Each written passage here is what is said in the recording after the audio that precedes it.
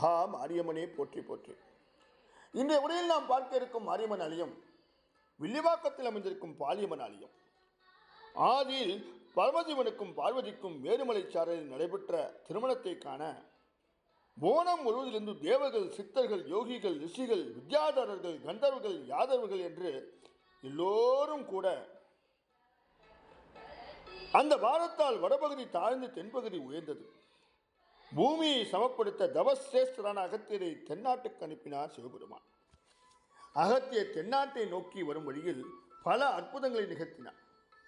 வில்வாரண்ய கஷேத்திரத்துக்கு வரும்போது வாதாபி, வில்வலன் ஆகிய இருவரும் அகத்தியரை கொண்டு தின்ன முடிவு செய்தார்கள்.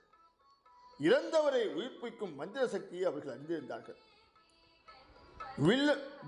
வில்லவன் அகத்தியரிடம் சென்று அவனுடைய இல்லத்தில் உணவருந்து செல்லுமாறு கூற அவரும் இசைந்து அவன் இல்லம் சென்றார்.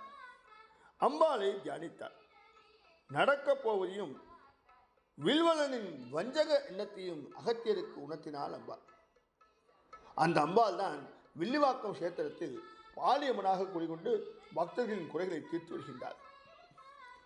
வில்வலன் வாதாபியை மாம்பழமாக மாற்றி அகத்தியருக்கு கொடுக்க அவர் உண்டவின் வாதாபியை அழைக்க, ஆனால் அதற்குள் தன் வயிற்றை தடவி வாதாபியை ஈர்ணித்து விட்ட அகத்தியர் வில்வலனுக்கு புத்திமதிகள் கூறி நல்வழிப்படுத்தியதாக வரலாறுகள் சொல்கின்றது.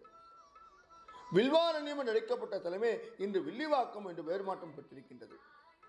அகத்தியரால் அமைக்கப்பட்ட அகஸ்தீஸ்வரர் ஆலயம் இந்த ஊருக்கு புகழ் சேர்க்கின்றது. இந்த ஊரின் மையப்பகுதியில் பாலியம்மன் என்ற பெயருடன் கோயில் கொண்டிருக்கின்றார் ஸ்ரீ மாரியம்மன். ஊரில் காவல் தெய்வமாக விளங்கும் இவள் நல்லவர்களை காப்பதிலும் தீயவர்களுக்கு தண்டனை கொடுப்பதிலும் வல்லவன். வில்லிவாக்கத்தின் 4 எல்லைகளிலும் 4 காவல் தெய்வங்கள் இருக்கின்றன. கிழக்கில் தாந்தோன்றி அம்மனும், தெற்கில் படவீட்டம்மனும், மேற்கில் சீயத்தம்மனும், வடக்கில் இளங்காளி அம்மனும் கோயில் கொண்டிருக்கின்றார்கள். இவர்களுக்கு தலைமை விடமாக விளங்குகின்றால் ஸ்ரீபாலியம்மன். ஆடி மாதம் 10 நாட்கள் திருவிழா நடைபெறுகின்றது. தீமிதி போன்றவற்றில் பங்கெடுத்துக் கொள்பவர்கள் திருவிழா ஆரம்பத்தில் காப்பு கட்டிக் கொள்கின்றார்கள். முன்னாட்களில் அவ்வாறு காப்பு கட்டி கொண்டவர்கள் 10 நாட்களும் தங்கள் இல்லத்திற்கு செல்ல மாட்டார்கள். தினமும் ஒவ்வொரு வீட்டில் அவர்களுக்கு உணவு வழங்கப்படும். ஆனால் தற்பொழுது 3 நாட்களே காப்பு கட்டிக் கொள்கின்றார்கள். இப்பெருவிழா அபிஷேகம், அலங்காரம், வீதி உலா என்று அம்பாளின் உக்கிரத்தை குறைப்பதற்காக நடத்தப்படுவதாக சொல்லப்படுகின்றது. திருவிழா தொடங்குவதற்கு முன்னால் பம்பை உடுக்கை அடித்து குறி கேட்டு பின்னாரே இந்த திருவிழா தொடங்குகின்றது. தீமிதியில் தீயை உருவாக்க பட்டு துணியில் பெரிய கற்பூர கட்டி வைக்கப்பட்டு ஏற்றப்படுகின்றது. அந்த கற்பூர கட்டி அன்னையை வேண்டிக் கொண்டு தீக்குண்டத்தில் போடப்பட்டு தீக்குண்டம் தயார் செய்யப்படுகின்றது.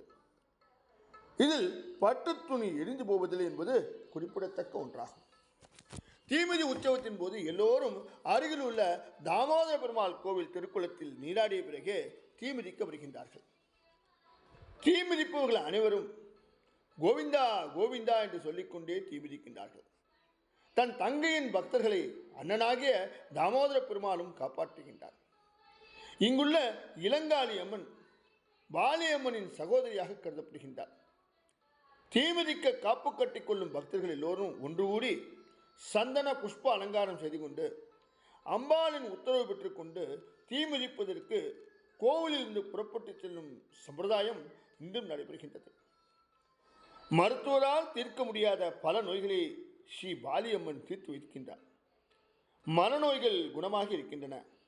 கண் பார்வை குறைந்தவர்கள் மீண்டும் பார்வை பெற்றிருக்கின்றார்கள். அம்மை நோய்க்கு முன்னர் பரம்பரை பூசாரிகளாக இருந்த நாகலிங்கம், ஏழுமலை ஆகியோர் அன்னையை வேண்டிக் கொண்டு தரும் திருநீராலும் அவர்கள் சொல்லும் குறி மூலமாகவும் பயனடைந்தவர்கள் ஏராளம். பிற மதத்தினரும் அன்னையை வழிபட்டு பயன்பெறுவதை நாம் பார்க்க முடிகின்றது.